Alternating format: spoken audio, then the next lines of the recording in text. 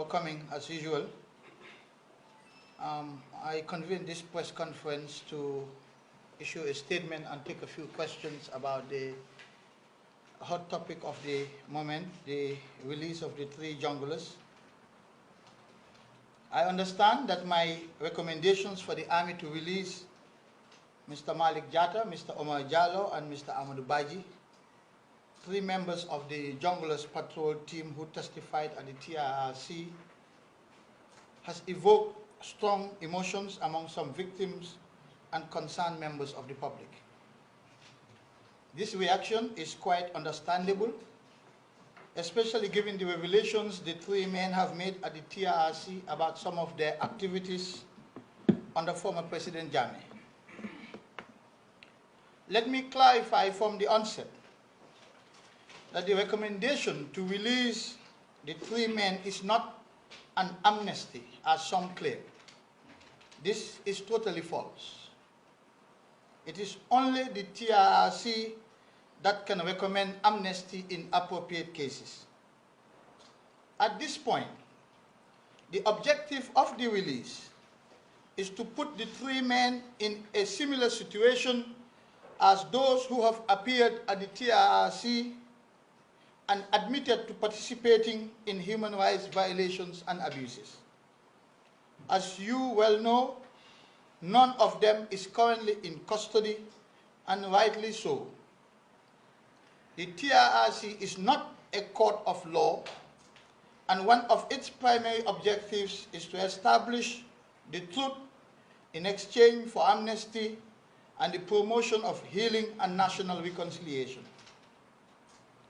While we all agree that the Jungulars are a special category of alleged perpetrators, the reason they have been the only ones in custody all this time, we cannot also afford to treat similarly situated persons differently. We cannot treat one group of confessed perpetrators any different from another group. All those who assist the TRRC to establish the truth shall and should be treated the same way. Neither can we charge anyone, including the 3 men, with any crimes at this moment, because the TRRC has been mandated to identify for prosecution only those who bear the greatest responsibility for the human rights violations and abuses. There are other people out there who may bear the greatest responsibility for these human rights violations and abuses, and the decision about who to prosecute will depend on the recommendations of the TRRC based on the totality of all the facts and evidence adduced before it. We cannot therefore preempt the work of the TRRC by taking action against anyone at this stage.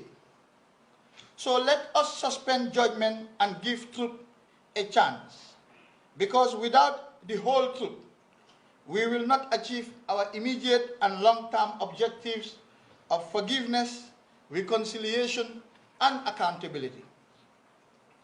The decision to recommend the release of the 3 men who have been in custody for over 2 years and a half now has not been an easy one for me, especially considering the victims and their mourning families. But I cannot shy away from making decisions because they may be unpopular. I have a responsibility that compels me to consider all relevant factors in making decisions. On this occasion, I have come to the conclusion that it is in the best interest of our country and the victims to release the 3 men after their testimonies at the TRRC. Let us just pause for a moment and think about this. Without the revelations by these 3 men, we probably would never have established the facts about which they testified on a first-hand account basis. We would have continued to rely on second-hand or even third-hand accounts. These 3 men have so far provided us with the most chilling details about several incidents under former President Jammeh. They were encouraged to assist this country, particularly the victims' families, find answers that have eluded all of us for many years, and they voluntarily did so. There are others still in detention who are refusing to assist us establish the truth, and it will be unwise to treat those who have assisted us the same way.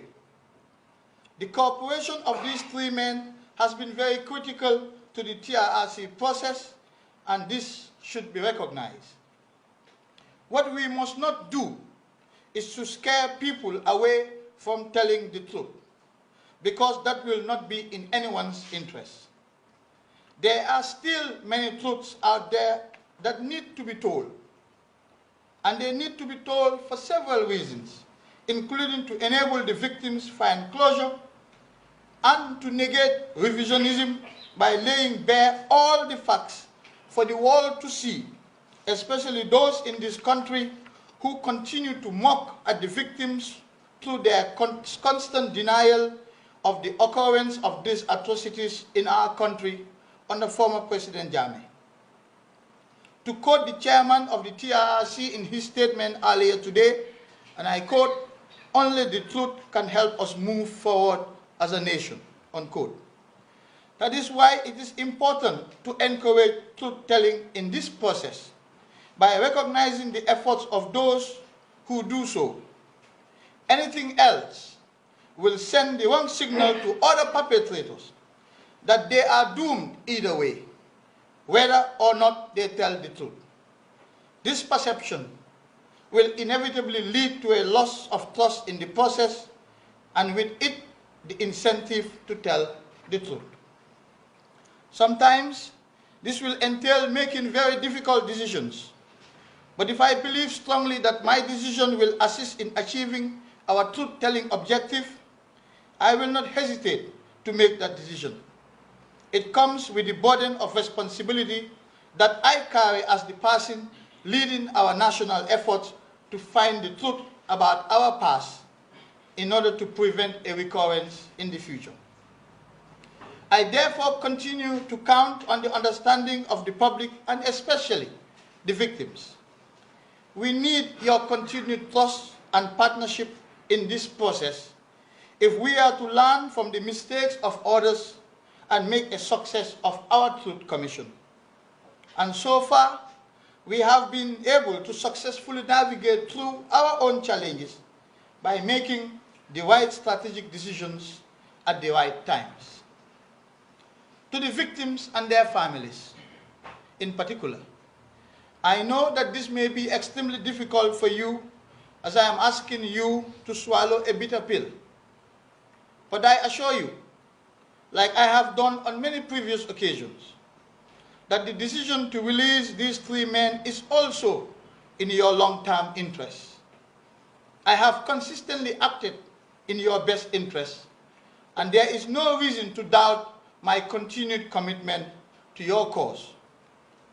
We have come a long way together, and we must continue to push on. Let us make every effort to establish the truth about all the victims and not just some. Every victim family deserves to know the truth about their loved ones. My goal is to establish the truth about every death, every torture, and every disappearance. And all my efforts, including the release of the three men, are geared towards achieving that objective.